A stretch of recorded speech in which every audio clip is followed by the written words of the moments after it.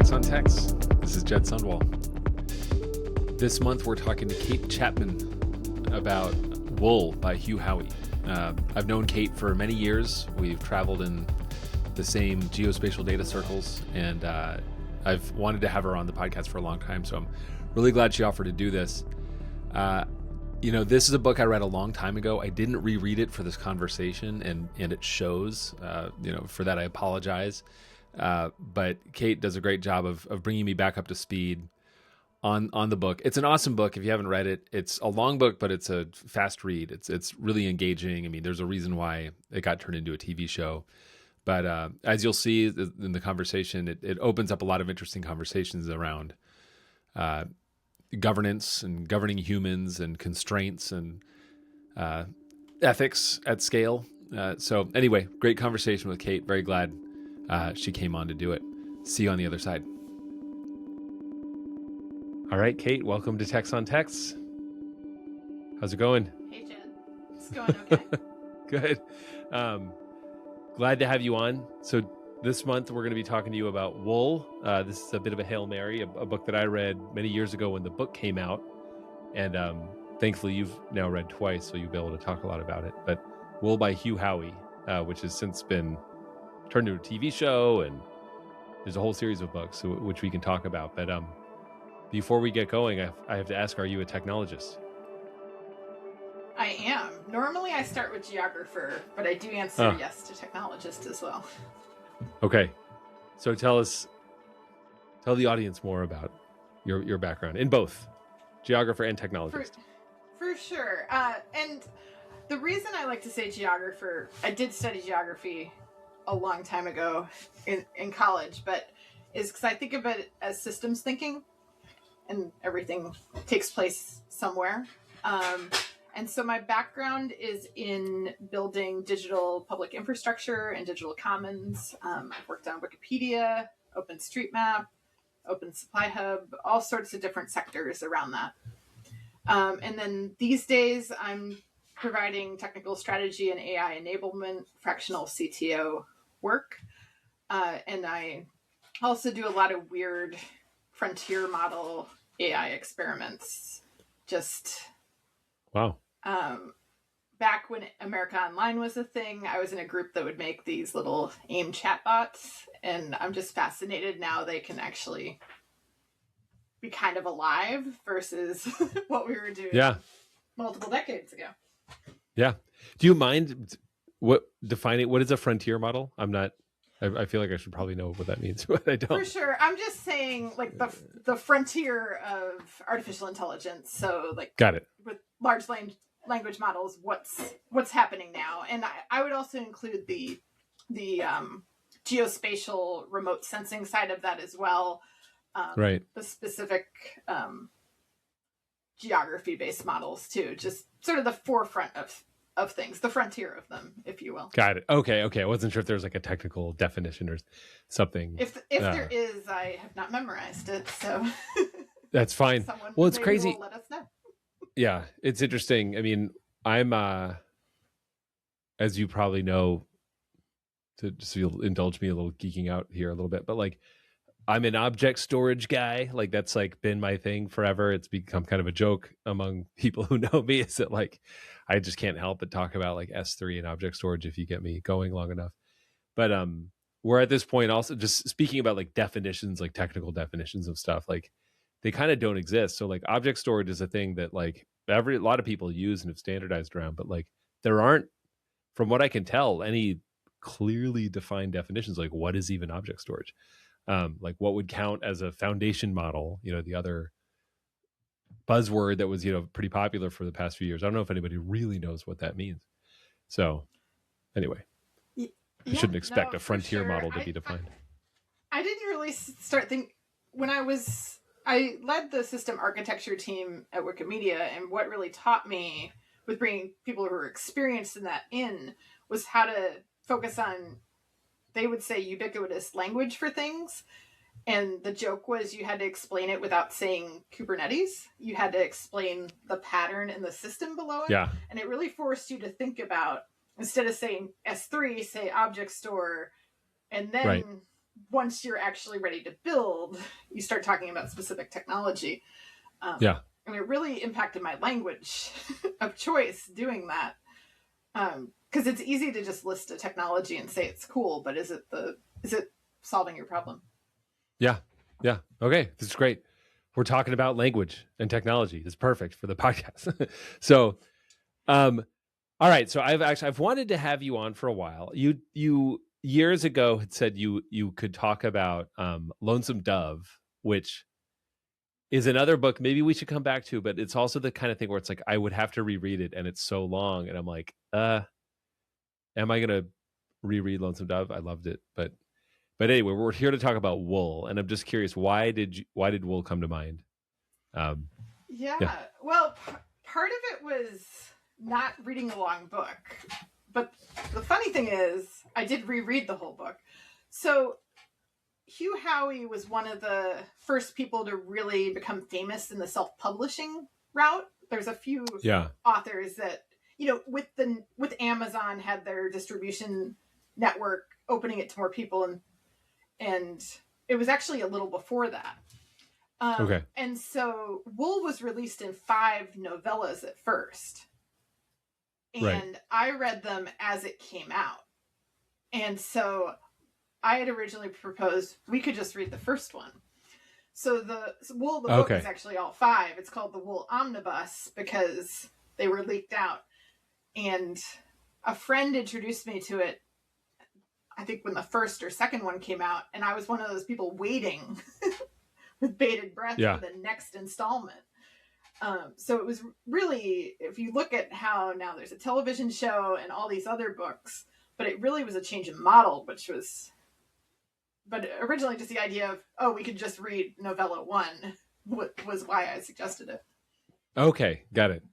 But yeah, because the compiled book, which I read, and shout out to my friend Dave Dayton. I think I remember he recommended it years ago when it came out. And this was at a time when it was like, I was feeling the English major guilt that I felt at some point in my 30s. I'm like, wow, I don't like read stuff anymore.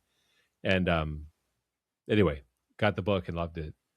But and I knew that it was kind of like indie sort of in a way, but I didn't know that whole backstory. So then did you reread the first part then? Or did you actually read the whole thing? Okay. Which is long. It's not a short book. Yeah, well, what happened was I mostly listen to content these days. Okay. As you know, but listeners do not. I live on a goat farm, so I have an hour of farm chores every day where I can just listen, and I'm in a robotic mode just doing the stuff I have to do every day. Yeah. And I looked at the audiobook and it was like 14 hours of listening, and I listen at 1.1 times, so a little shorter. I'm like, I don't have that many hours of listening. I read faster. So I thought I'll just read the novella, but then I got sucked into it and read the whole thing. Great. All right, well, so then let's go. So then tell us the story, and this is an all spoilers podcast, so you get to go into as much detail as you want. Yeah. Yeah. So, at first, the beginning is, we're introduced to this Sheriff Holston, and he's, and we learn about him. He's sort of had a sad few years. There's this community in this silo, and they don't know how they got there, but the one rule you can't break is saying you want to go outside the silo. They basically throw you out there in some sort of suit, and you're expected to, there's a screen, you're expected to clean the camera, but then the suit disintegrates and you die on this atomic wasteland. Yeah. And so his wife asked to go outside 3 years previously. And then he comes to a moment where he also sort of loses hope and says he wants to go outside. And so he's does that. And then so they need a new sheriff. So the deputy sheriff never wants a promotion, so he's going to stay deputy. And so he and the mayor go to, they have 3 possible people, and they go, and they have their favorite candidate, and they're sort of on this journey way down in the silo. I think it's 140 floors to recruit her from the mechanical department, but they have to stop in IT first. And the head of IT, I find this part amusing, is kind of a jerk, and he doesn't like their candidate. He wants right. IT once again. Yeah.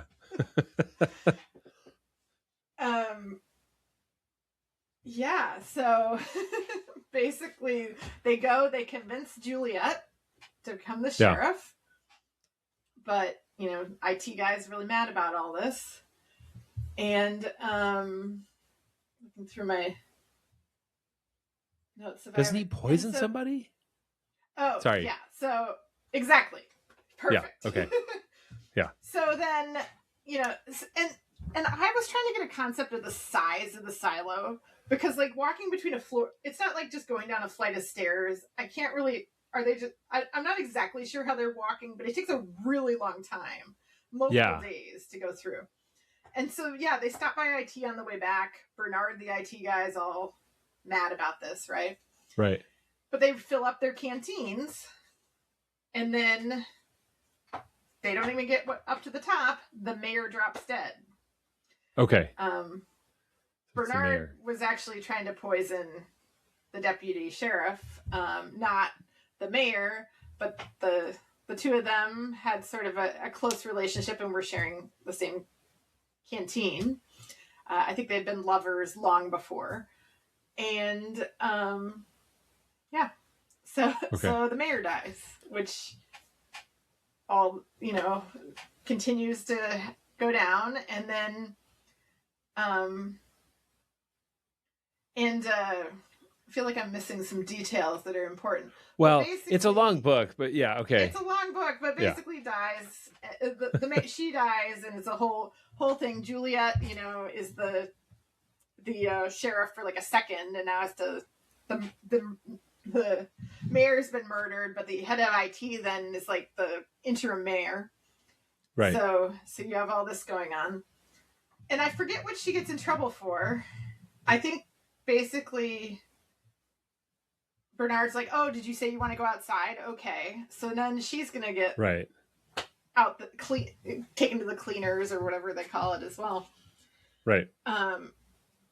But the thing that happened was she had been leaked information on all this information, and had been digging around, and they had figured out IT was making the suits crappy on purpose, so they were disintegrating. And so she had good relationships with the supply team, and also this other guy who's kind of this Walker was sort of this fixer guy down in the mechanical like pump area, and so he helped get decent materials to make the suit. Okay. And so it didn't just disintegrate. Right. And one of the interesting things in the book is they found a computer program, and it was like, hey, the screen's only is small. I'm trying to think of what size, you know, maybe 6 inches by 2 inches. It's not the big, there's a big screen where you can see the sky and whatnot. It's not that one. And so, forgot a character here. There's this guy, Lucas, who works in IT, who's had formed a relationship with Juliet. And so she gets this hint, and she figures out that when she's walking out out of the silo, it's showing this green world. I forget, was it Windows XP that has the hills of... I've had the same image. Yeah, it's, I think, whatever version of Windows, but those like that Windows, Hills of beautiful hill. Petaluma, I think it is, specifically. Yeah. Okay, I'm going to look, I'll put it in the show notes. But it looks like that. Yeah. So, but it's an illusion. So she figures out enough. She figures it out and basically doesn't clean and just starts walking, and her suit's not disintegrating because they actually they built it correctly using the correct tape. And she makes it to another silo where there's just all these bodies around it, and she managed to break into the silo because it hadn't been locked, like anyone was going to come from the outside, right? Because and so she managed to see it into the silo, and there's just something had happened. My favorite scene is really then, because you know how you tend to do really weird things when you're by yourself, and especially if you're panicked. Yeah. So she's sure. like trying to clean up the soup, like what's on the outside of the soup, and she ends up like bathing in soup, like in the walk-in. And I just picture there's the things you do alone where if one other person was there, maybe they're like, you can't remove radiation with soup, like, and it's rotten and everything. What are you doing? Yeah. And so I just really like that, how it's so vivid that you're like, what are you full doing? panic. Yeah. No need for any pretense. Okay, so let me try to dial it in, and as I'm like remembering my own, as I'm just dredging up the story from my memories, I did like I read like the Wikipedia synopsis and some other things online in advance of this, but I haven't had time to go fully in. So she's the protagonist, and but I guess the thing is like the story of the book is her revealing like a conspiracy to control everyone's perception of reality and like what's going on in the silo. Is that right? Yes. In a nutshell? I like to think of it as an example of bad governance. It is. Yeah, and IT is squarely to blame. Yeah. Exactly. Yeah. Well, I mean, it's super interesting though, because it's like it's kind of crazy. I don't know that much about Hugh Howey, to know like what his motivations are, or philosophically where he's at. I haven't read any of the other books or anything like that, but like it seems what kind of prescient. Of course, this tends to happen with this podcast, is like we have to kind of think about things through the lens of current events. But yeah, you have this some IT overlords that have control over how people see the world. Yeah. Ugh. Well, and they're showing it through screens as well. Like the screen of it turns out there's these screens at the top of the silos that are just reflecting reality, but where they're distorting it is the individual is the funny thing, like where they decided to manipulate things. So sort of say more about that, because I don't remember. It's kind of like it's like a cafeteria. It's like some common area where you can see people, outside. Exactly. Yeah. And I think like they're below ground when they're in the cafeteria, but there's a screen so it looks like you can look out there. And Juliet actually meets Lucas, who they're sort of, will they, won't they? And then they're in separate silos type of... you need a good love story when you're in a post-apocalyptic IT run dystopian situation. Right. So hold on. So, and I'm sorry, like, and also for the listeners. So Lucas is from another silo. No, he's from the same silo, but they get separated when she walks to the other silo and covers herself in soup. Because it turns out there's multiple silos, and some of them are thriving, and some of them... Every so often there's these uprisings, and IT has a huge manual of how you deal with it, but it's not always successful. And so some of the silos have humanity's ceased to exist in them, because everyone's sort of fought to the end, essentially. Okay. But so Juliet and Lucas are both from silo 18, which is the silo where this community is. Juliet makes it to silo 17, which has mostly been destroyed. She meets one other person there, Solo, who's been alone for 30 odd years. But she meets Lucas up in the cafeteria when she first becomes sheriff, because he would go up there to look at the stars. When when the clouds were clear, essentially. Got it. Now, but then explain to me. So, what's on that screen? Is it all manufactured, or are they just like superimposing dead bodies on it? Okay. That screen is real, and there's a camera outside, right, that's projecting onto the screen. But when someone gets kicked out of the silo in their faulty suit, they're expected to go clean the camera before they die. Right. And everyone always says they won't. But then they do, essentially. Okay. And because slowly the view, the lens gets dirty, essentially. Right. But Juliet, since she's sort of begun to figure things out, doesn't clean and just goes and walks up over the hill. But there are bodies, I think, visible, like mounds, because other people who have cleaned before. Because basically the tape on the suit gives out, and then they just die. Got it. So it is true. Like it is a toxic atmosphere out there. So that's not. Yeah. Correct. Okay. In the second book, which I have not read in 15 years or however many, it's a prequel where it explains how all that happened. Okay. But okay. I think essentially the United States blew everything up and stuck some people in silos, basically. Okay. Okay.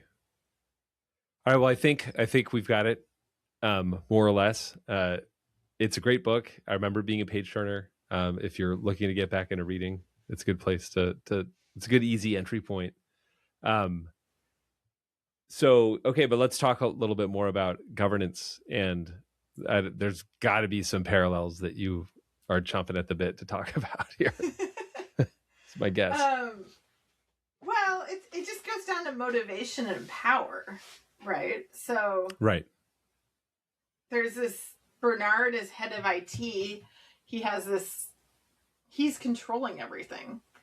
And so when you think about when he's trying to stick his person, his yes man, in as sheriff, he has motivation to do that. And then if just saying you want to go outside is a way to get kicked out of a community, if someone doesn't agree with you, be like, oh, wait, you said what? But I think that main thing is the motivation and who has power. Right. And how it's wielded. I mean, it's interesting.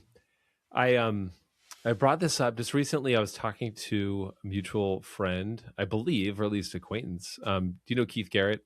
World Bank geospatial guy? That might not be the right. Yes. Might not be the fair way to characterize him. Keith, he does so much.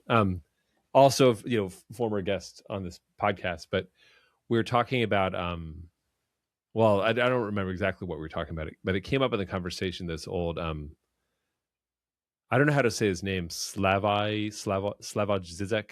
I'd say Zizek. I don't know if you know who this guy is, but he's like a public intellectual from somewhere in Eastern Europe. But he has this great joke that I pulled up because I was thinking about this podcast. But it's in an old joke from the defunct German Democratic Republic, a German worker gets a job in Siberia. Aware of how all mail will be read by censors, he tells his friends, let's establish a code. If a letter you will get from me is written in ordinary blue ink, it is true. If it is written in red ink, it is false.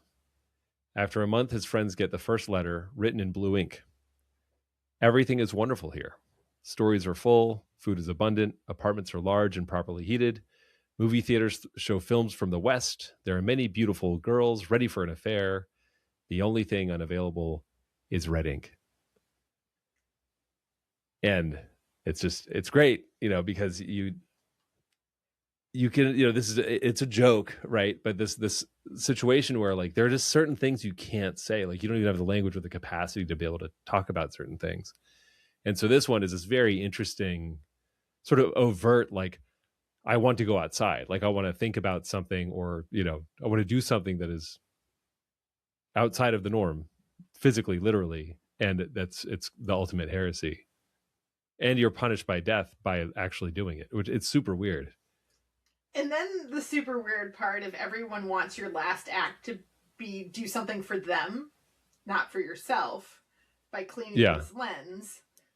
And then people end up doing it, I think, because they see this false world of Windows XP hills, and or maybe they're like, think people, I don't know what, it's hard to say what people are thinking, but the fact that they up and do it, you know. Yeah, I mean, I guess that's something that I'm not, it doesn't quite make sense to me. I mean, there's you have to imagine, you know, if you have, is the idea that the people have lived here for entire lifetimes? Are there like multiple generations have gone through? Like, yeah, I get the feeling it's about 150 years. It's been long enough that no one remembers anything from before. I don't remember, and this would be the second book explains how they set everything up, and you're like, oh, this all makes sense, but I don't remember any of that. Yeah. But, and then they've done population control as well, so you don't, you know, because there's a carrying capacity of this silo as well. They have old books, but no one knows what's true or not in them. Like occasionally someone's reading an what I think is an encyclopedia, because they're like, why? This book makes no sense. It's just talking about, I don't know. They never mentioned, I don't think they mentioned it being alphabetical, but you're like, this is clearly an encyclopedia. If you just open to a page and it's talking about like a tiger, and then you're like, I don't know, this animal didn't exist. Come on. Type of thing. No, like, I mean, everything is so contained. So anything outside of the silo, you have to be skeptical of. And then again, to clarify, it is revealed that when you put the suit on, you see a false projection of what you're seeing. Like a green, wonderful world. Yeah. The visor is a screen. Right. But they can still see because they're able to go. It's like an overlay, I guess, because they have to be able to see to be able to go clean the camera. It's like or virtual. Something. It must be virtual reality style kind of because things are getting turned into sort of a positive thing, but you can still, it still relates to what's going out there. Right. It's so weird. Yeah, it's not what you would expect. The other thing is they manage communication controls. So it's cheaper. There's these porters that carry stuff up and down the silo. It's cheaper to send a paper note to someone than an email or a text, but you can send emails or texts. So IT has made electronic communication incredibly expensive. And is paper's kind of hard to get. Is there a rationale for why that is? Or I thought it was kind of interesting. I think it's just to reduce communication, even though presumably IT can read everyone's emails. So you would think you'd want them to, Yeah. Well, this is interesting, you know, especially again, these days, like, I think about this a lot. My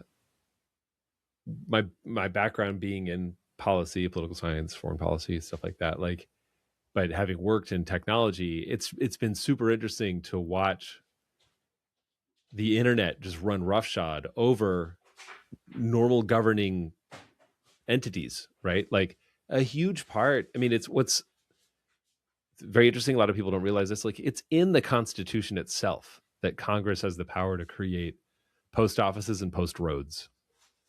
The understanding being, it's like creating a communication network within the country is essential, and Congress should be in charge of all that.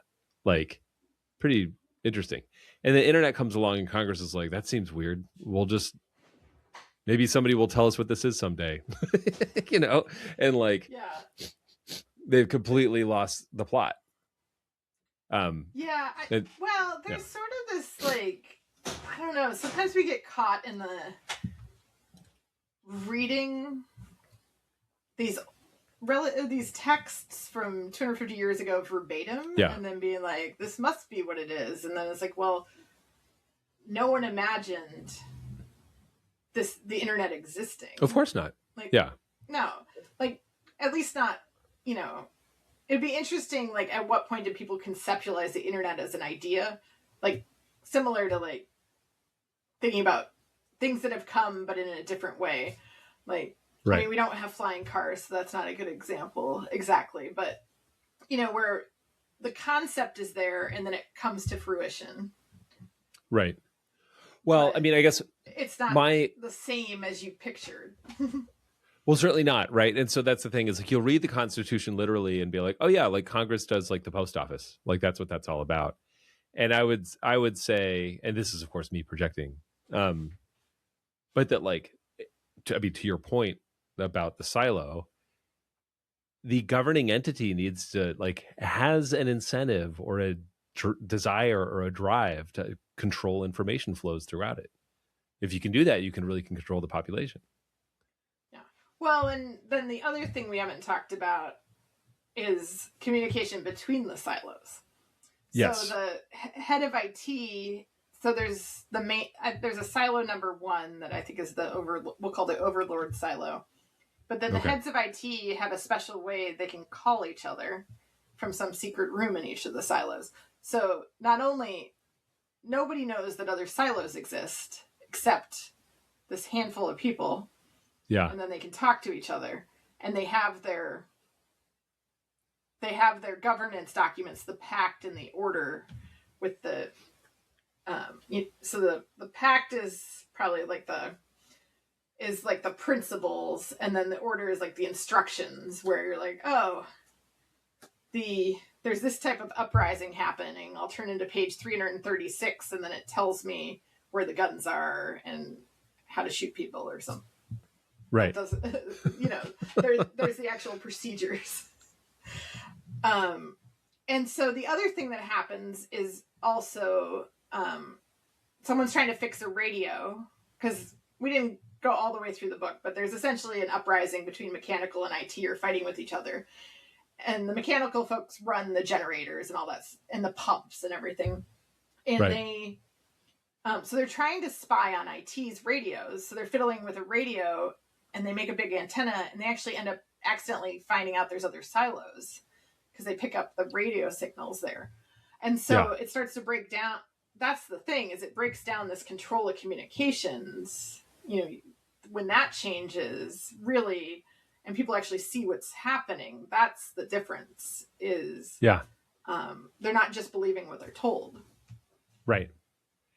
And I mean, as you're explaining this, it starts to become kind of clear to me. Like, I don't want to say like I'm sort of siding with the totalitarian overlords, but it's like, if you are in a legitimately like that constrained of an environment where you're that resource constrained, you have to do like, you know, population control. I can understand why people be like, well, we need to make sure that these people don't understand that they're like really limit the scope of their understanding of what's possible. Yeah. Well, there's also that origin story that of why are they in silos in the first place? And it's the same government that created the IT system in the silos, created all of that. Like, there was like, this is, you know, we can spoil multiple books, but essentially I think the United States blew up the world, and created the silos with their favorites. You know, their favorite people got to be in silos. Sort of a weird Noah's Ark story. With, and so there had been this extreme act of evil, so you have to hide the origin of the silo too. Yeah. If you don't, then how they would have never existed for 150 years, because at some point, you would hope someone would resist. Yeah, well, certainly. I mean, but there does seem to. There's got to be kind of. This is just such an obviously bad situation they're in, because you're going to keep producing humans, and eventually, some of the humans are going to be like, we don't want to be contained in this way, right? You know, the secret gets out. Yeah, and it's interesting because I do remember finishing the book and feeling, certainly intrigued I was like, oh man, this is going to be a whole thing, and then not going back into the world. So how far have you gone? So I read this when I was flying a lot, like when there wasn't internet on planes, and I flew. I looked it up. I flew at least 100,000 miles the year I read this book, and then flew even more the years after. And so I read I think there's 3 books in the series. I read all of them because I spent so much time on airplanes. You need entertainment. Yeah. And so you've read them. Like, is it the whole series? I think it's a trilogy. I looked in my Kindle library and I have 8 books by Hugh Howey. So at some point I read a lot of books, but not recently at all. So. All right. And so, but then again, I mean, so you said you've taken notes while you've been rereading it for this. I mean, what is it that's striking you upon the reread now? Yeah, a lot of my notes were sort of just like weird details, like, oh yeah, still mostly men are working in IT. Was that to make this believable? Oh boy. Yeah. And yeah, so I guess my notes were more weird thoughts from Kate. Well, that's what I want. That's the whole point. I think they were describing a Kanban board for fixing the pumps, where they're like, oh, okay, here's our priorities. I'll move this to in progress. So that kind of amused me. Yeah. And then the other thing is they just keep repairing things. This is a broader question. Like, they're drilling to get more oil and materials, but like, if they're sending these weird spacesuits out into the world, how do they not run out of materials for them? Like, where's... Yeah. I don't know. I just felt like I can understand how you could grow plants, and then when people die, they're buried in the gardens. So there's this cycle, and water and everything.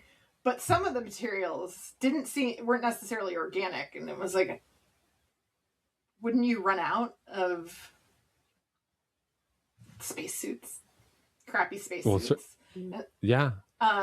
And there's a scene at one point where the screen, some of the pixels are going out. And it's like, yeah, maybe there's not a good way to fix a couple dead pixels, you know? Oh, yeah. Who's going to make like an LCD display, whatever they're called, the panels that they make those out of. Yeah, I mean, it's you can imagine, all right, so like if so there's been this nefarious plot or whatever, it's like the US government or something like that, like nukes the whole world, yet somehow has a plan to be like, all right, it's about to be over with, we have this many silos, we can put this many people in, and you can have a reserve of crappy suits or tape or whatever it is that you would need to to patch up the suits. But to what end? I mean, this is the thing, is like humans are going to keep reproducing, even if you keep it at steady state, people die and people are born. This is, maybe it's just me being a individualistic American or whatever, but some human's going to be born who's going to be like, not for me. Like I'm going to, there's going to have to be some sort of transition out of it. And so that is kind of the story of this book, is of people that are just like, of humans that are like, I would rather die than keep pretending that this is the way I'm supposed to live. Exactly. And it made me think about sort of that nature versus nurture as well. Like what happens when every so often there's a human that's like, wait a minute, I'm going to go outside, or what's behind that? Yeah. I mean, I remember watching like a TED Talk before the pandemic. Like it was like a month before the pandemic or something like that. But for some reason, I'm also like, I'm embarrassed to admit I watch TED Talks because I think they're mostly lame. But it was some woman who's an epidemiologist, and she's like, look, like here's what happens with epidemics. And so again, I don't know why I was watching this before the pandemic, but she's like, you can try to lock people down, but that doesn't work because humans are social creatures and they just don't do that. And it was just this really funny throwaway line from a scientist, with all of the sort of like the heft of her degrees and everything like that. She's just like, yeah, that doesn't work because humans aren't like that. They just will want to get out. And looking at us like sort of like anthropologically, just like, no, yeah, like humans don't do that. And that's, again, this story, I think. Have you ever met someone have you met like a hermit type person before? Like, let me think. I'll explain. Yeah. Go. We went, there's this, Phillipsburg, Montana is a town of like 200 people. Okay. And I had a friend who happened to be living there, and they have an annual festival where everyone comes down out of the mountains, whoever's like homesteading up there or whatever. Oh man. Okay. And we met this guy who collected rocks, where you could tell he didn't speak to humans all year, and he would prefer to hang out with his rocks, essentially. And I'm sure he doesn't like think about me and want to be like, that Kate lady who didn't care about rocks, what's she up to? But I was just fascinated because he, by choice, lived a solitary life and sort of just came down out of the mountain once a year. Yeah.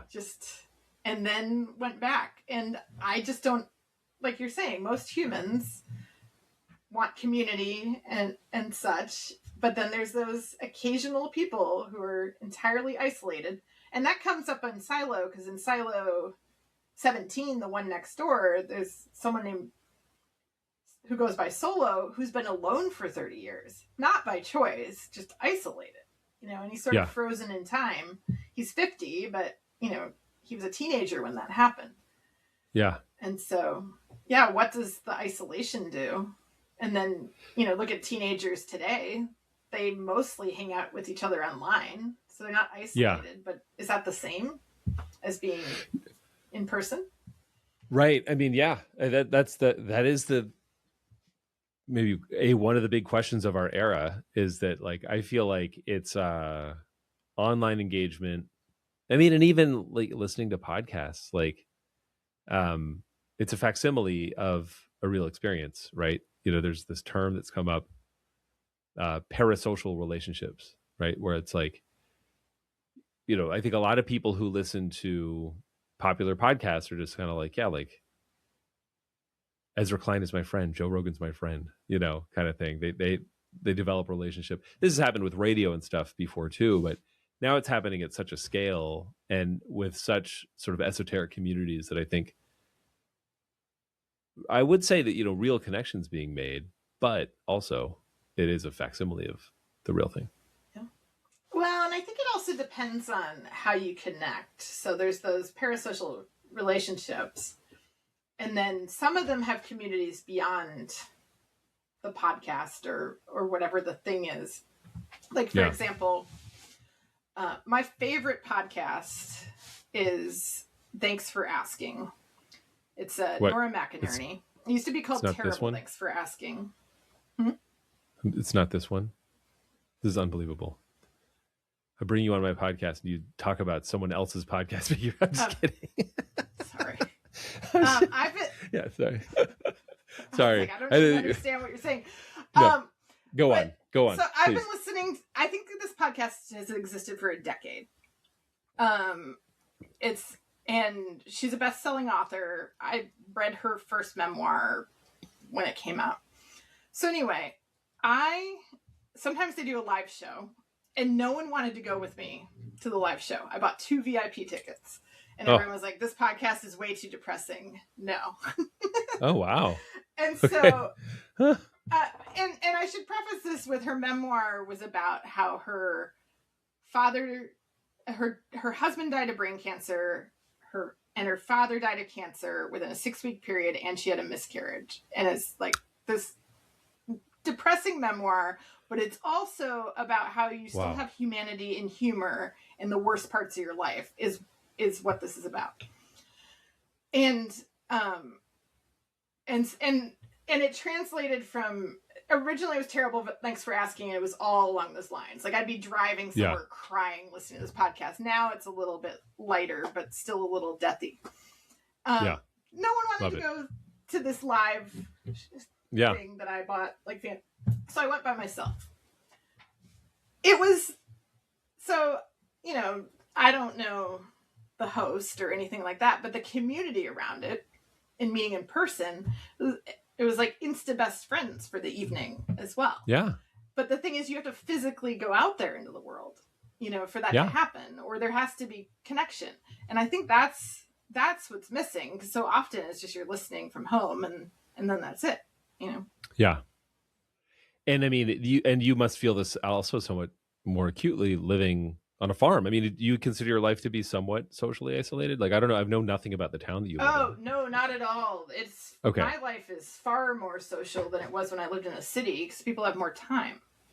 Got it. And you have projects that are impossible to do by yourself.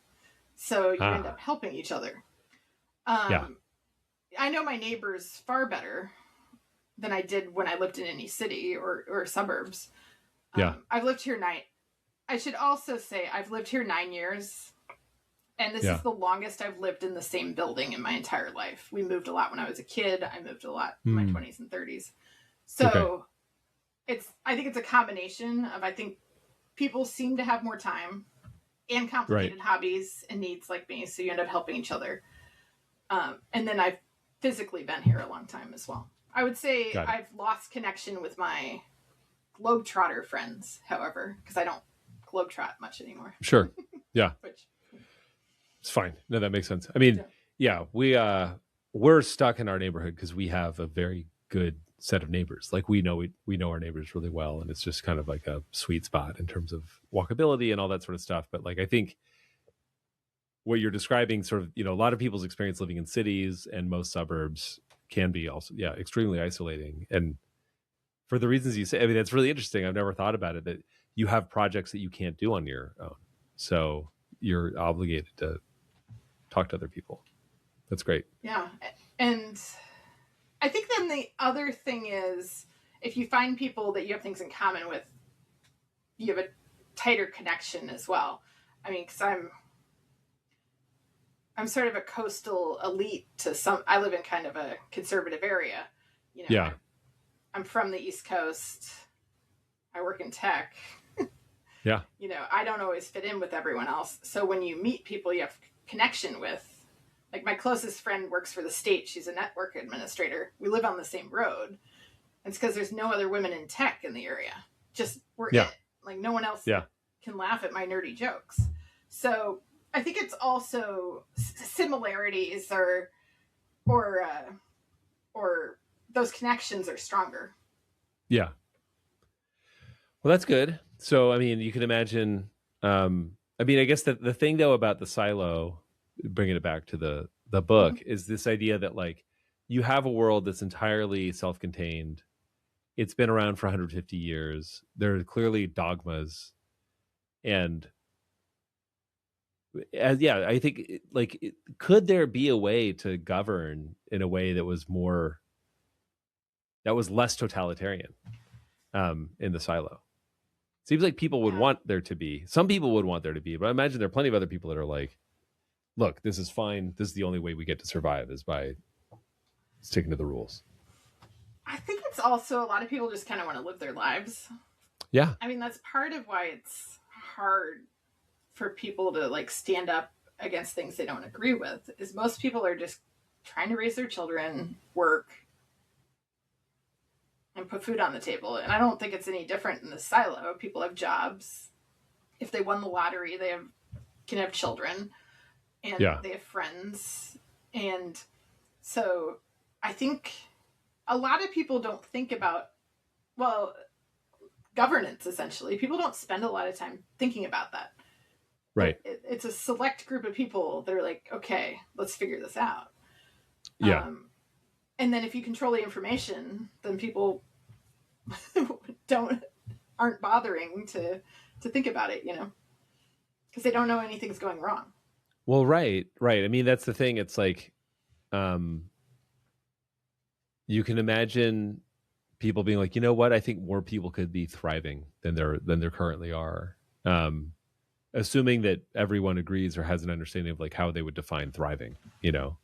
And so yeah, you can improve upon the way things are going, or have complaints about it. But yeah, a lot of other people will be like, no, like I'm told that I am thriving. You know, like the with the the one child I'm gonna have or whatever it is, and I'm fine with that. And yeah, I mean, this is why governing humans is hard. And they have elections for mayor, but the mayor who's murdered had run unopposed. And like, there's some sense of term. Yeah. But, people are clearly not that politically active if the person running the whole silo is running unopposed. Right. People can't have that many complaints because you would think someone would stand up and run against them. Yeah. Though, to bring it to tech, the number of times no one wants to be in charge of an open source project or like be the chair of the board of directors or whatever it is, could be like that as well in governance. Is leading and managing those things is a lot of work, and it's a job a lot of people don't want either. So they're happy to be like, oh, this person does well enough. That's fine. Yeah, no, you get the benevolent dictator. It's funny. I mean, a guy, Alex Morose, also podcast guest, was texting me this weekend. He's like, how do executive decisions get made at Radiant Earth? And I'm like, I make them. Like it's like a lot of times it's just like I just decide we're going to do something based on the resources we have available to us, and I consult with the team, and we have advisors and a board and stuff like that I'll bring in every now and then.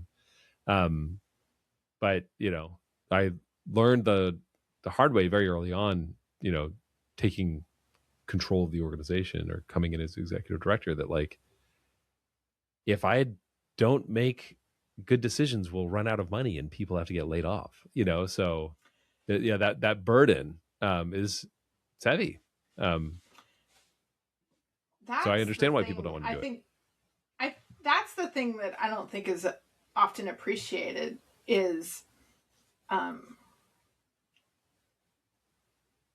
when you run an organization, you have an obligation to the people that are working there who have signed on to whatever you're doing. Going back to most people want to live their lives, pay their bills, kids go to school, eat. And especially in the United States where we don't have a great social safety net. When you lay people off, like it's, depending on their situation. And the other piece of that is also when you set up those support structures as well. Like, I'm a common initial board member in organizations. Yeah. So Common Space, for example, I'm the third board member who's not one of the two founders. And good. You really need 3 board members, and they can't approve their own salaries and whatnot. And so there's that. But then there's the really, especially if you're a first-time founder or a first-time executive director, you have this obligation to people, and you want to pay them. Yeah.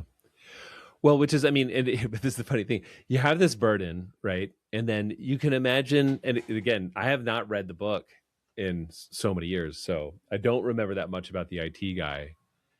But like, oh man, I don't know. Yeah, I'm gonna go to. I think I've talked about this in previous episodes, but like, Nazis were like morally motivated, right? Like, there were a lot of people that were like, "This is the right thing to do for society." Like, they really felt that they were on. They're like, I am on the right side of history. What are you talking about? Like, killing all these people is a great idea. And it's like, whoa, that's a crazy idea that you got in your head. And I do think those ideas can stem from, it's like very like egoic, like this idea that like, I have so much responsibility and it's all on me to make the right decision for the entire population. Therefore, I will, and you start going down these insane, ends justify the means paths that come from that. Yeah. So for sure, because I think then, because the I think about how people go into hero mode in Yeah. technology. Oh yeah. A single developer, and I think that's often a microcosm of it. That was one of the fascinating things about.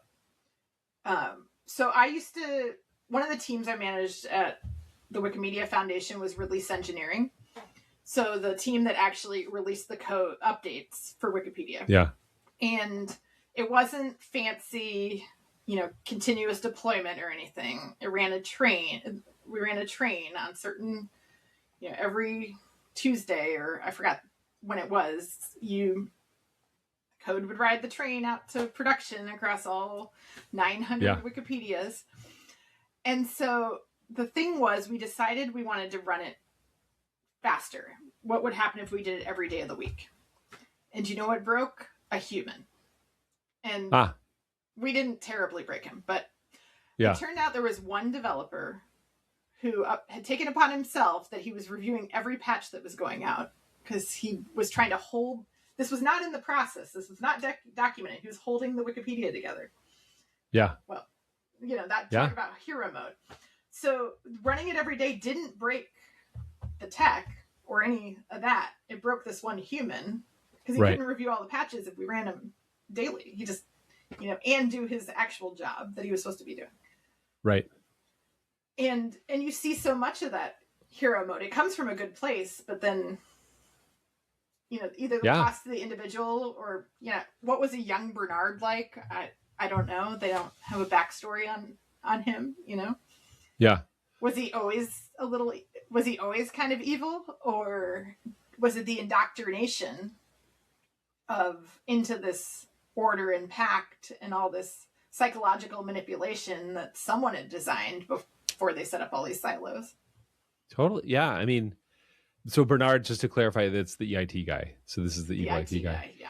Yeah. I mean, I think about this a lot, how like a lot of structures in our society, political structures, corporate structures, religious structures are, I'm going to sound like this is so highfalutin, as I said, it's like egoic traps, whatever, or like you just use to trap egos, right? Like you're like, you have an ego, it seems to be predisposed to understanding how we relate to one another and why status is important. There's research about those, and so you just dangle carrots in front of people, I actually think The Office, the sitcom The Office, both the British and English, or American, British and English, both the UK and American versions of it, they do a really good job of sort of exposing this, of just like kind of how silly humans will behave if you just dangle status in front of them. So you have like the David Brent or Michael Scott character is a middle manager who's like completely powerless and a complete buffoon, but is completely motivated by his ability to see himself as above other people. It does tend to create monsters. I guess is the point. Or it can. And I think it's there's different I'm always curious about people's stories of what led them into leadership, because there's I think in my 20s I cared desperately about titles and salary and such. And then there was just a point where doing good in the world. So I worked for like a big corporation then, and then I started working at GeoIQ, working on GeoCommons, so sharing a startup but with a mission. And then I've worked in nonprofits ever since. And it really, I think just with time, my impact in the world mattered more to me. But I won't pretend that there isn't, like, recognition of some sort isn't important. But not quite to the Michael Scott example, but we actually where the corporation I worked at, Choice Point, they don't exist anymore, so I think I can say whatever I want about them.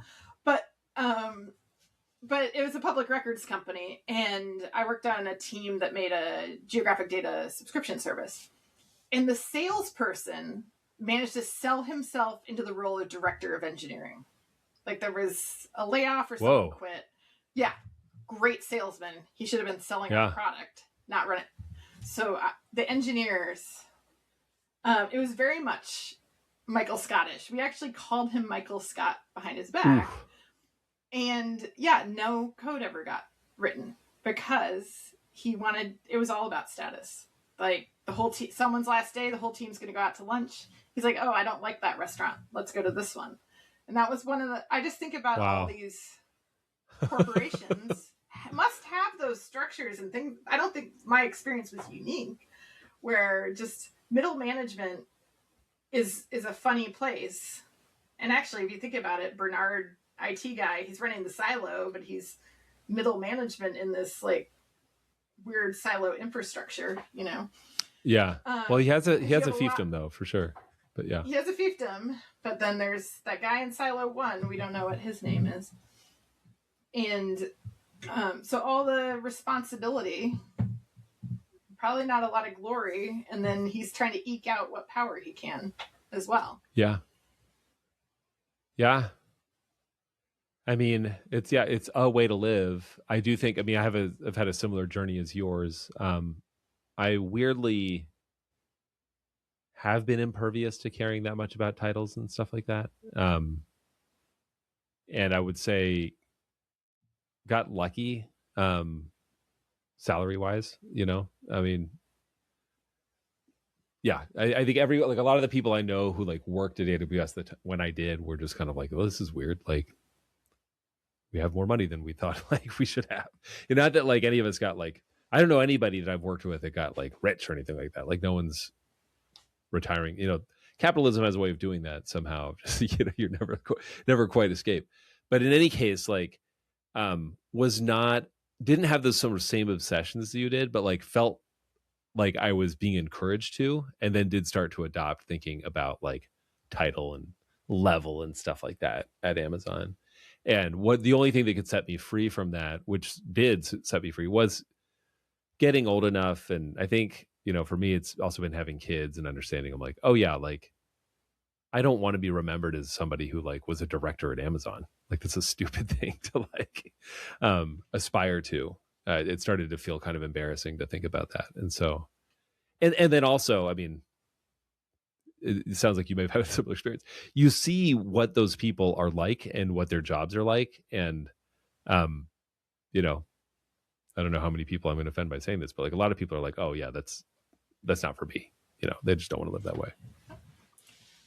Yeah. Well, and some of it for me, I was already on the journey, but I was raised to always choose work first. At least that's the example my father really, you know, it was a single until I was 12, single income household.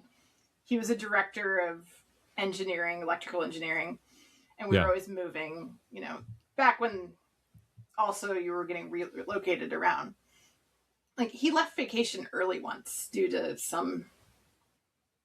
we were at Disney World level of, yeah.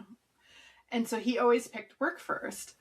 And he worked till he was 68 and a half or whatever the Social Security rule was at the time. And then had a couple years of retirement, didn't really know what to do with himself, and died of cancer at 72 years old. Like he didn't, this was 11 years ago. Oh, wow. And so that really, I was already on this path. Like the humanitarian OpenStreetMap team existed. I was the executive director when all this happened, but it really clarified to me, like, why, you know, like, what do I want to do with myself? And I want to do interesting things, you know, and have a positive impact in the world.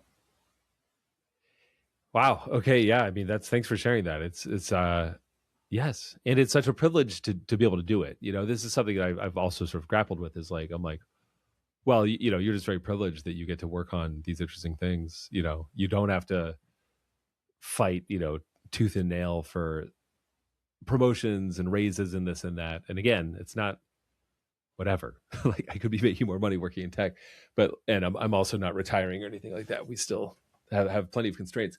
But the point is like, yeah, I am privileged. So if I can't work on these interesting, hard problems, what else am I going to do with like, what else should I be doing with my privilege? Like other than trying to tackle like really hard problems that other people aren't tackling that I think I'm uniquely, capable of working on.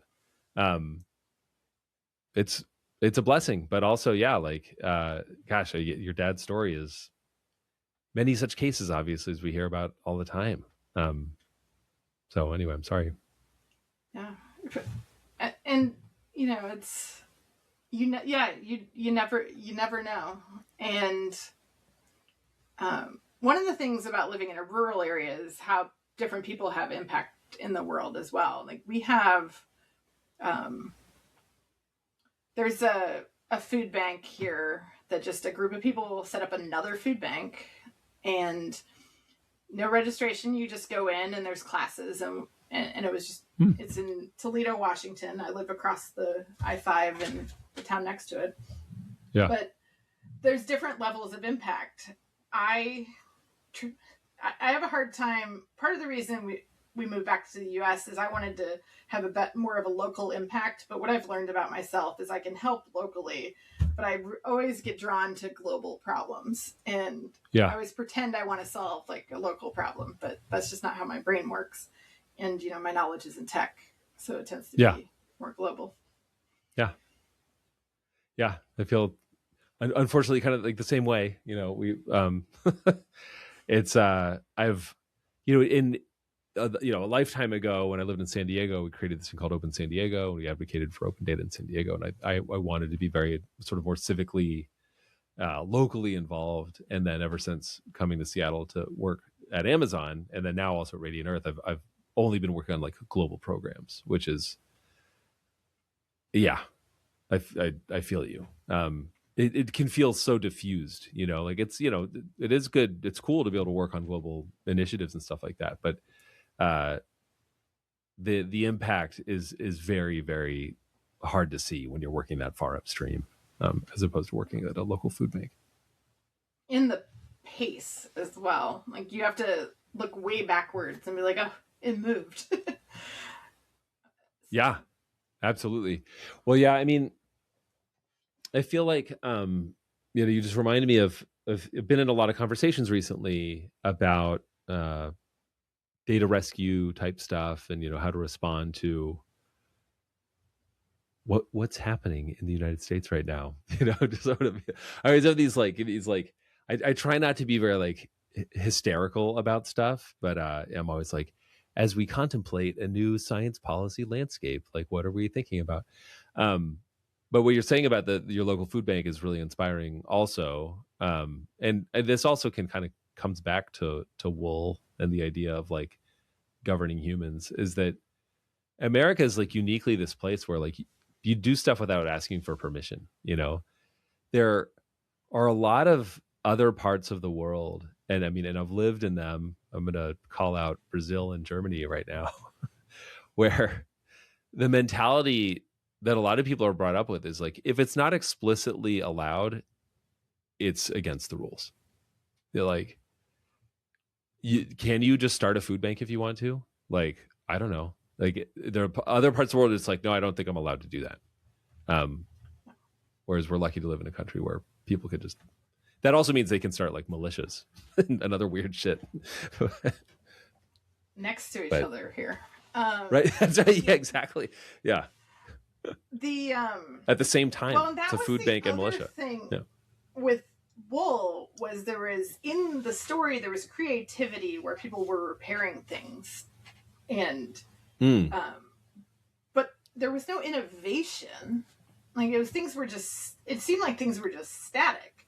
Like we repaired the radio and accidentally made the antenna long and heard the radios in the silo next door, but it was just repairing what they had, not creating new. Yeah. And I don't know, I just was like, really, in 150 years no one was like, wait a minute, let's do this differently? Yeah.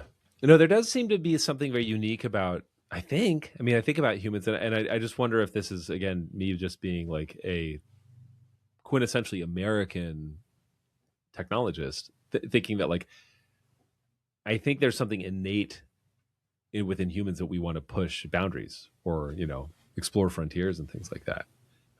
You can't constrain that or contain it. I really like looking at different types of communities and how you see the same patterns across them. So, Yeah. for example, I call it competitive goating. I show dairy goats. And there's a big online community of people who raise dairy goats. And normally people bottle raise the babies. And you can either give them a baby bottle, just as you might picture, or there's this giant like bucket with nipples on it. Well, there's this one farm that gives them bowls of milk instead. And the amount of controversy of this person who's like, I've been doing it for 25 years. It's so much easier to just give the baby goats a bowl of milk than clean your giant nipple bucket and everything. And it's just amusing to me that people get so offended that this person is doing it a different way that almost no one does. Yeah. And they insist it must be unhealthy. It must be wrong. Yeah. His wife is a goat veterinarian. Clearly it's fine. But the online discourse to me is hilarious. And that's just what happens across anything. You do something different and people are like, you can't do it. Like with people who are like, oh my God, you're using AI. I think it's a great example of, yes, there's ethical considerations, but they're not all the same. Running a small model on your laptop is very different than using ChatGPT or using or using Grok. There's a full spectrum, for example. But people get really offended if you do something different. And I can't help but think that's probably occasionally in the silo. Someone's like, why are we growing tomatoes this way? And then they do something funny. And then 100 people are like, we can't believe you're doing that to the tomato. And then things just go back to the way they were. Yeah. No, and humans are great at keeping each other in check with stuff like that. With denigration and gossip. It's like, oh, did you hear? Like they use boats, they use bowls of milk. Like, what a loser! Like, people don't like to be the subject of gossip. It's just gossip is a tool of governance. That's absolutely ancient, I would say. Have you ever read The Lottery by Shirley Jackson? Like the short story? Yes. I think I actually read it because of you or this podcast or both. Oh, interesting. Oh, have I talked? So that's the one about the town square? Yeah. There's some reason that I read it. And I think it was because of you, but I don't know why. Okay. All right. Well, okay. I don't know how I feel about being like a person who's like, everyone should read The Lottery. Because it is one of the... I mean, it's one of the most brutal horror stories ever written, I feel like, just because it reveals precisely what you're saying, which is like you have a town where it's like things have always been this way. And like the second anybody says like, I think that what we're doing here might not be a good idea, people are like, what are you talking about? And it just reveals like how much not just like with like the darkness of human nature or something like that, but like that we might be blind to so many things that are truly harmful that we do every day. And we'll be like willfully blind about it. Yeah, well, and there's like that situation where it's in your face versus the complexity of all the things you can just ignore as well. That's like right. If you think about, so the town here runs on Facebook. The town down the road I'm from. Might not be surprising, but people every so often post about being upset by scammer calls, and I guess this landscape is changing with AI voices and whatnot.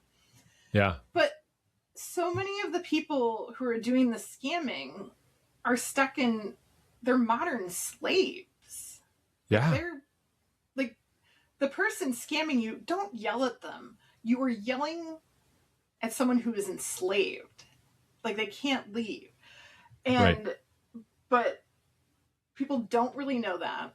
And it just seems so strange that someone was kidnapped, coerced to scam people in the United States. Like, how weird is that? But the systems are so complex. And I wonder if they don't even have to be that complex where people can't understand them. Like, to bring it back to a single silo, like, that system can't be that complex. I don't know how many thousands of people we're talking about, but yeah, you know, it has to be understandable by a person. right. Yeah, I mean that's the thing that there's like 140 floors. They know how many people are there. Like it seems like a kind of relatively a contained governance problem where you can have some KPIs and you can kind of understand if things are going off the rails or not. The only confounding factor is humans wanting to push boundaries, and like know more about the world. That kind of ruins the whole thing. But yeah, I mean, the lottery. The point about you're totally right about the point about the lottery, and the lottery is very overtly violent. There's overt violence in the story. That's how. Yeah, but of course we don't necessarily confront that every day, but we do live. I think the point is just like showing off how going along to get along can lead us to not question things or not think too hard about things that maybe we should be thinking harder about. Yeah. Did you I was thinking about it's interesting when you look at other animals. So like Jane Goodall's research of the chimpanzees, for example, with the territorialism and actual sort of war between groups and things like that is it that we and so is that there's always that question, did we rise above that mostly? And then we sometimes do not, No, certainly not. And I mean, this is something I think about all the time as, we work you and I in particular work in this realm of data where, there's this sort of like act of faith, this myth that, that powers a lot of our work. That's like, well, if humans have better data, they'll make better decisions. And it's like, we constantly confront like the fact that like, that's not true. Like, that's not how humans make decisions. A lot of what motivates us are these like social dynamics that, that are just encoded into us as animals, as social animals. Yeah, when I've hired a lot of people, and I usually ask them to tell me a story, depending if they're a manager or an engineer role, tell me a story about when there was a technical decision that you didn't agree with and someone else on your team. And the way to fail, and now people will know my secret, the way to really fail that question with me is to say you look at the data and then just made the decision, and the decision was clear. Like, there's no mention of like having to if you're a manager and you have to deal with the question is two engineers on your team don't agree on a technical approach. And if you say there's never conflict on my team, or you say we just look at the data and go with the obvious data decision, then you probably can't be a manager on my team, because it's the social and the humans are what makes the decision hard. That's right. And that's where the risk comes from. Again, this is going back to the book. It's like if the humans and the human needs, like emotional needs, aren't like actually sated, the humans will become a problem.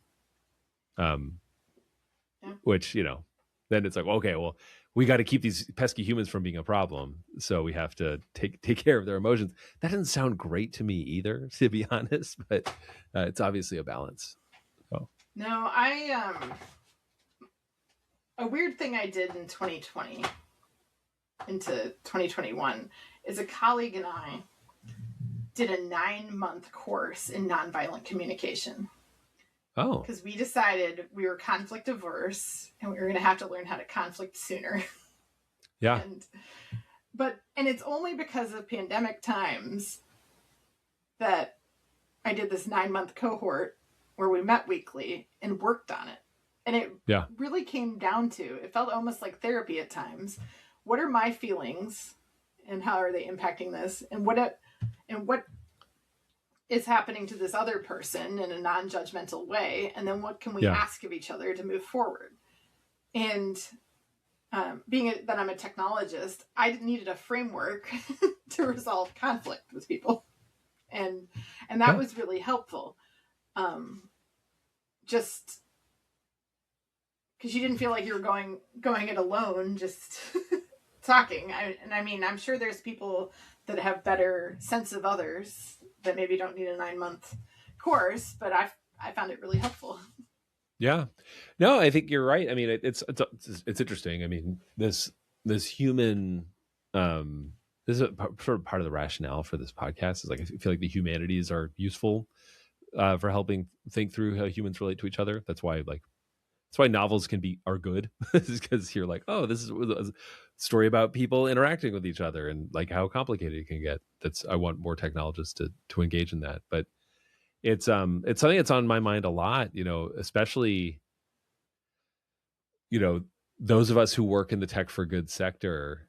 There are so many people. This is kind of a riff on what you're saying about these people are like, we just look at the data and then we know what to do. There's so many people that are like, well, like the world should be this way or technology should be this way. And like, it's really annoying that it's not the way that it obviously should be. And I'm like, hey man, like I probably share your take on this, but really to make the world the way you want it to be is like, you have to persuade people that like your way of doing, like your vision is worth having and make them want it and make them care about it.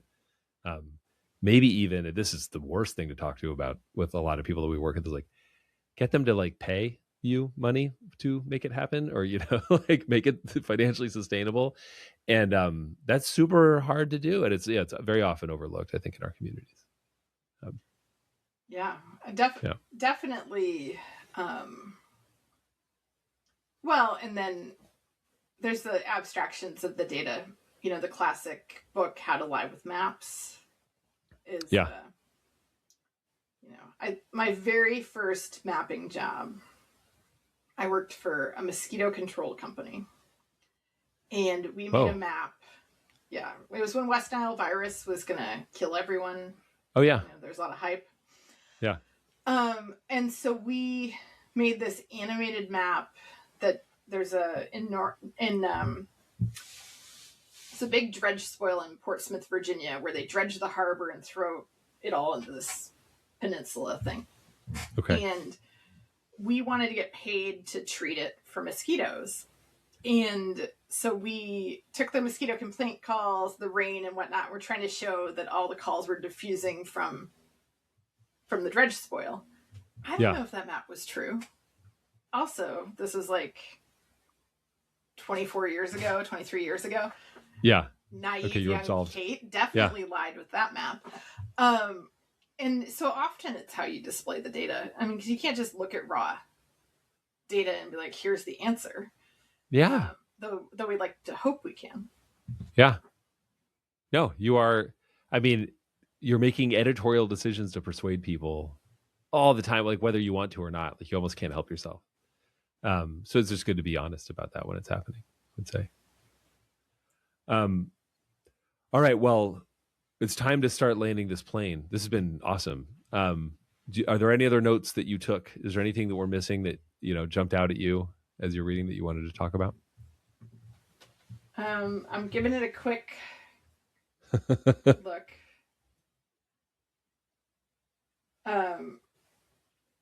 I just one other note this just amuses me. That I wrote. Interesting. They have computers, but no elevators. So just the long journeys up and down the silo, was that intentional? And then the only other thing, which we haven't touched on, which is not so much about the book, but there's a joke in my family that I want to live in a silo. And it's because the neighborhood, shout out to Virginia Chapman, my mother. The neighborhood we lived in Virginia when I was a teenager had been a farm, and there was a huge silo that the builder's son had turned into like an Architectural Digest silo. I'll cool. see if I can find it for the show notes. Please do send it along. I just like to picture. So it was more me picturing living in a silo alone. So I was thinking, this book, do I really just want to live in a circular building? Yeah, well, you should try it someday. I mean, you still have time. Bucket list. I do actually own a silo. So. Yeah. Here. All right. Well, good luck making it habitable. We'll see. Yeah. I don't think I need to live in a silo, especially with the bad governance of wool. Right. Well, no, actually, I do want to link on your point about the elevator thing. I think it's a useful insight. Is that we overlap, I'm sure, a lot with people who are into like urban planning and civil engineering and stuff like that. But like these are also policy decisions. You decide like how people are allowed to get around, and that changes the way that people interact with each other. It's similar to gouging people for the cost of sending an email or something like that. Like all of these things, conveyances of like, it comes down to conveyance of information. It's pretty interesting. It's an important governing mechanism. Had the Constitution said the government controls email. Yeah. All right. And in some future state, whereupon communication is transmitted via vapors. I think that's what the closest thing they would probably come to describing electricity would be vapors. Anyway. All right. Well, thanks, Kate. I really appreciate you reminding me of this great book. Maybe I will dip back into it. Of course, it's also a series that I've thought about watching. But anyway, I hope anybody out there who's read the book enjoyed this and reaches out. All right. Thanks. All right. I hope you enjoyed that. We covered a whole lot of ground. I thought it was fascinating. It was a fun conversation to have in the first place and then to re-listen to. Getting quite personal, talking about our careers and the choices we made to work on technology the way that we have. I would say it's pretty clear that Kate and I are lucky to get to work on the things that we work on. So coming up next, I think we're probably going to do the movie Sneakers with my friend JB Flinders. That is yet to be recorded. Also on the docket are Zen and the Art of Motorcycle Maintenance, which I'm reading right now, and The Odyssey, which will be up next. Largely because I'm anticipating the Christopher Nolan film of it, and I want to get prepared for that. And then also our friends at the Weathering podcast, they're going to be talking about The Odyssey, and Very Bad Wizards is doing a whole series on The Odyssey as well. So I'm just piling on that bandwagon. So excited about that. The truth is my reading has kind of taken a hit the past few months. The holidays took a toll. Work has been really busy. I think the biggest factor has been the game Silksong that I got around Christmas. We got the game Silksong, and that sucked up kind of all of my free time. It's an awesome game, highly recommended. But I only have so many hours in the day. But anyway, keeping the podcast alive. Thanks again to Kate for doing this. Thanks to you all for listening. Like, subscribe, recommend it to a friend. The song you're hearing right now is called 3/10 of the Population by We. The intro music to Text on Text is by Secret School. And thank you for listening.